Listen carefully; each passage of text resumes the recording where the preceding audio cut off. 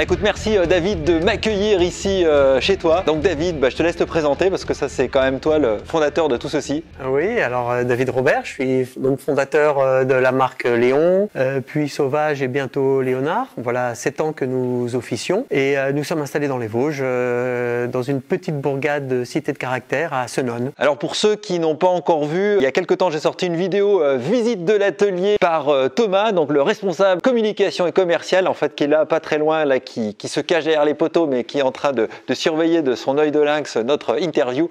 Donc je vous invite à regarder la vidéo, il y a le lien au-dessus. Et là on va faire un focus un peu, voilà, que tu nous racontes un peu l'histoire, comment est née la marque Léon, pourquoi le titane, enfin il y a pas mal de sujets à voir.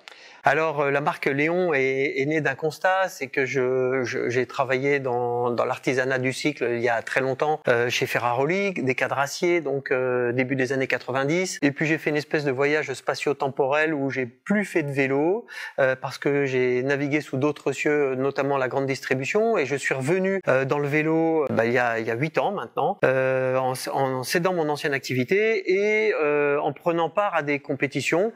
Et là j'ai découvert que le parc vélo c'était extrêmement densifié, non ou pas appauvri dans l'aspect personnalisation. En fait, il y avait plein de vélos noirs en carbone avec des stickers, mais il y avait plus de belles pièces, un peu de tuning comme on avait au début des années 90 avec les pédaliers Cook Bros, les freins Grafton et tout ça. Et en fait, ça m'a manqué très très vite et je voulais me réorienter professionnellement et donc de là est né Léon. Alors bon, il y a eu tout un cheminement avec des prises de contact et je voulais le titane à tout prix parce qu'en fait, quand j'ai commencé à parler un petit peu des matériaux et des possibilités de s'adapter à tout, le titane était quand même la solution. Moi, j'ai roulé sur des Lightspeed, des Merlin, des Seven, et donc je voulais vraiment revenir au titane, mais dans une orientation très sportive.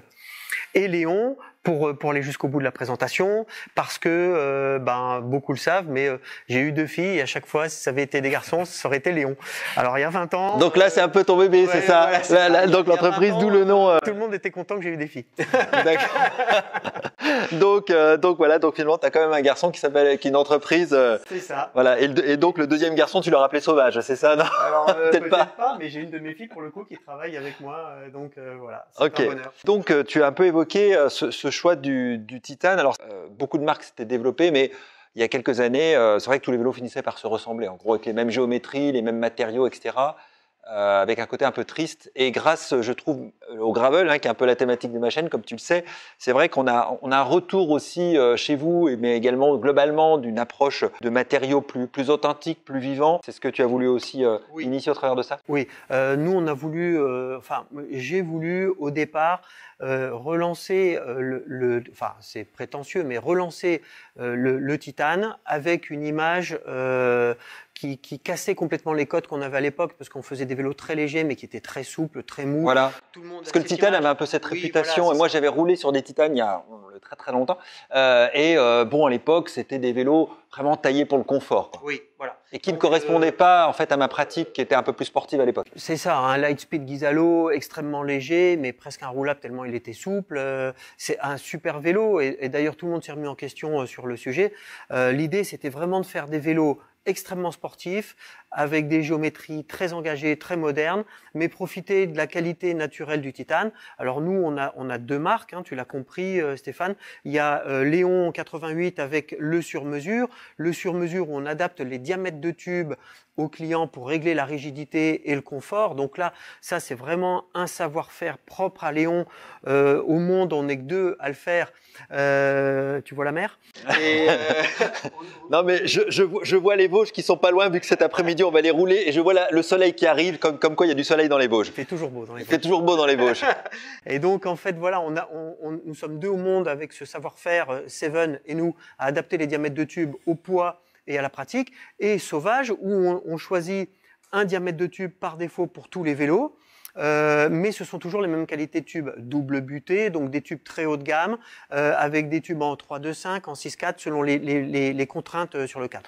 Donc l'idée c'était vraiment de revenir avec du titane, mais avec des vélos extrêmement sportifs.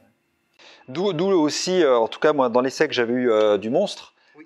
Justement une géométrie vraiment atypique de ce vélo. Non seulement le vélo était un peu atypique, c'est un Monster Gravel, ça court pas les rues, mais en plus une géométrie très engagée sur l'avant.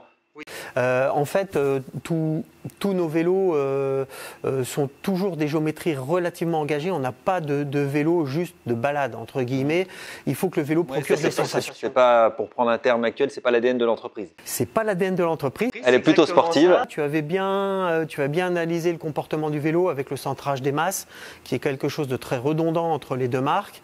Et donc, des vélos qui font travailler des groupes musculaires antérieurs. Enfin, il y a tout l'antéversion du bassin. Il y a tout un tas de choses techniques qui font que ce sont des choix totalement assumés. Il faut que le vélo procure des sensations. On veut sortir de cette image titane égale vélo d'ancien, juste confortable, et voilà quoi.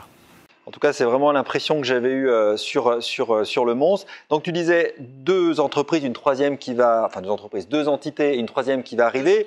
Donc, Léon, on est dans le titane sur mesure. Oui. Sauvage, c'est la déclinaison, on va dire, plus accessible par des cadres déjà de taille standard. Voilà, ce sont des vélos de série, mais il y a quand même un configurateur, c'est-à-dire qu'on a instauré un configurateur sur la marque Léon 88 parce qu'on ne peut plus être à catalogue ouvert du fait des problèmes d'approvisionnement. Donc nous avons acheté pour l'année prochaine et nous nous sommes engagés avec des fournisseurs et eux se sont engagés avec nous. Donc on a fait un configurateur pour assurer des disponibilités et des livraisons maîtrisées. Pour Sauvage, on a un configurateur qui est un petit peu plus limité, mais c'est pareil, nos achats sont faits et donc on va garantir des livraisons. Oui, mais on a quand même des choix. Quand on regarde, par exemple, on peut choisir, si on prend un gravel, un lapis par exemple, on peut le choisir avec du 600, Shimano 600, 800, Megal mono, double. Oui. On peut même prendre un Campagnolo Écart si on veut l'avoir en 13. Oui. Donc il y a quand même un choix. Oui. On essaye, selon nos possibilités d'approvisionnement et nos achats, d'offrir l'offre la plus large possible. Là, avec Thomas, on a récemment changé le configurateur pour offrir la taille du plateau réglable selon sa pratique pour le baroudeur et le monstre. Voilà, donc on essaye d'améliorer l'offre au fur et à mesure. En termes de titane, lorsque j'avais fait une vidéo il y a déjà quelques temps sur la chaîne, j'avais parlé effectivement des différents types de matériaux et il y a différents types de titane aujourd'hui qui existent. Oui. Quel est le choix que toi tu as fait pour Léon Sauvage? Alors les choix, ce sont des tubes en 3-2-5, c'est un peu la norme partout. On ne travaille quasiment plus le 6-4 ou très très peu parce que le tube est plus rigide, donc faut avoir une épaisseur un petit peu plus faible et on crée un risque de casse en fait. Donc on travaille sur un tube en 3-2-5. J'apporte énormément d'importance au double butette, c'est-à-dire double jauge, 9/10 aux extrémités. Donc là et là, on va dire, et puis 7/10 au milieu. C'est exactement ça. C'est quoi l'avantage? Alors voilà, capacité à absorber les vibrations, donc très très bonne filtration des vibrations, et surtout un cadre qui va peser 150 à 200 grammes de moins. C'est pas anodin. Un gain de poids, ouais, bah voilà. Oui. Mais c'est surtout sur la filtration des vibrations. Il n'y a pas de gains marginaux. Hein, il n'y a pas de gains marginaux, surtout que la locomotion se fait à la force des mollets, donc il faut optimiser tout. Mais c'est surtout pour l'expérience client une nette différence. Et on le voit d'ailleurs même sur les retours sur un vélo de série comme Sauvage, on a des retours clients qui sont exceptionnels. Alors aujourd'hui, la gamme Léon et la gamme Sauvage, c'est combien de types de vélos? Petite vingtaine de modèles en tout et pour tout pour les deux gammes. On a une activité qui est très répartie, route gravel et tout-terrain.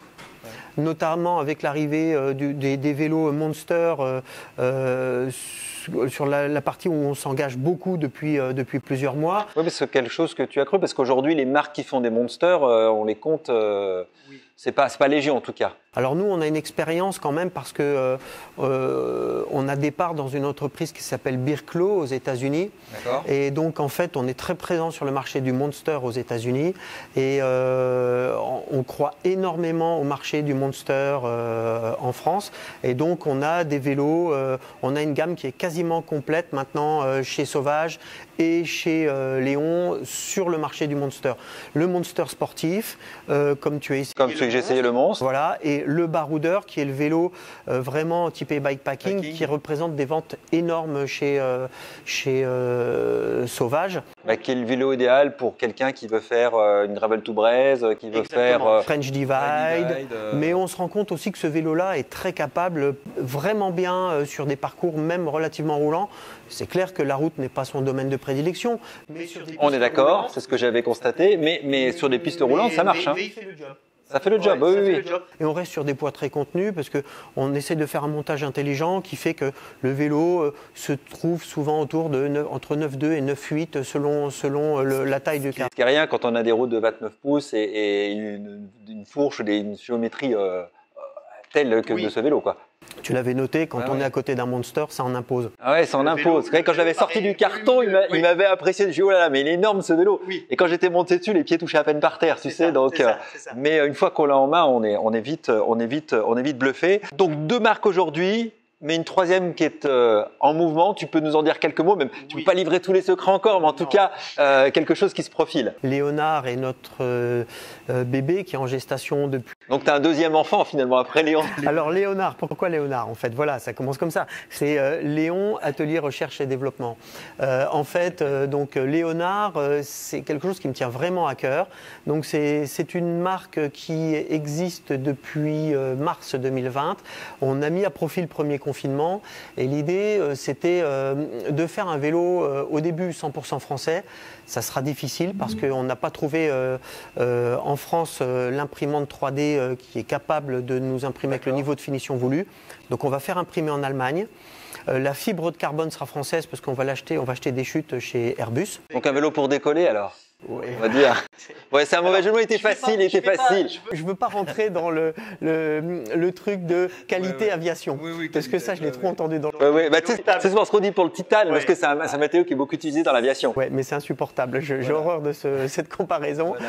Alors là, on va racheter les chutes de fibres chez Airbus, les chutes de fibres carbone, et pour faire simple, ça sera un vélo avec tous les manchons, donc toutes les articulations, entre guillemets, imprimées 3D Titane 6.4, et des tubes en carbone. Donc tout va être assemblé en France, tout va être collé en France, les tubes vont être créés en France et on va tout faire en France. Et du coup, on pourra, si on part sur des composants très haut de gamme, tels que ce magnifique dérailleur Ingrid, je ne sais pas si certains connaissent cette marque, mais je vous invite à aller sur Internet regarder cette marque. Donc on a dit une petite bêtise dans la vidéo précédente, donc vous regardez, c'est une marque italienne, vraiment premium et qui est fabriquée en Europe en plus. Oui, c'est fabriqué en Italie, les pédaliers sont magnifiques, les dérailleurs sont magnifiques, les plateaux. Je vous montre ça à l'écran en même temps. Tout est superbe et on travaille bien avec eux, on a un bon courant d'affaires. Et en tout cas, le dérailleur est magnifique. C'est superbe. Et du coup, ça permettra d'avoir un vélo quasiment 100% européen.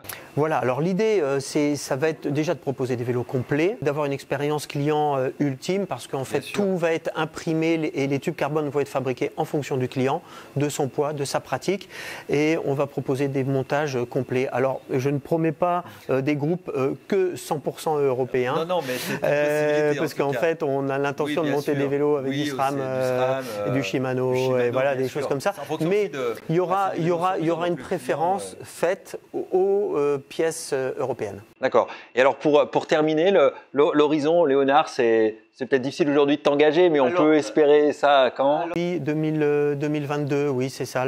On devrait voir arriver les premiers... Les premiers prototypes devraient rouler fin de cette année, mais vous ne verrez rien. Bon, en tout cas, quand les vélos seront roulables, bien évidemment, on vous les présentera sur la chaîne. Un petit mot peut-être pour conclure, pour inviter effectivement tous ceux qui ont encore un peu de doute sur le titane. Eh ben, en fait, je ne sais pas s'il y a encore des doutes sur le titane, mais bon, on est sur un matériau assez pérenne, donc on sort un petit peu du matériau consommable. On est sur un matériau vivant, moi, j'ai envie de dire. Oui. Et en fait, il se passe quelque chose. Quand on roule sur un vélo en titane, je dis toujours, on revient au titane un jour ou l'autre. On peut être sensible aux sirènes du marketing.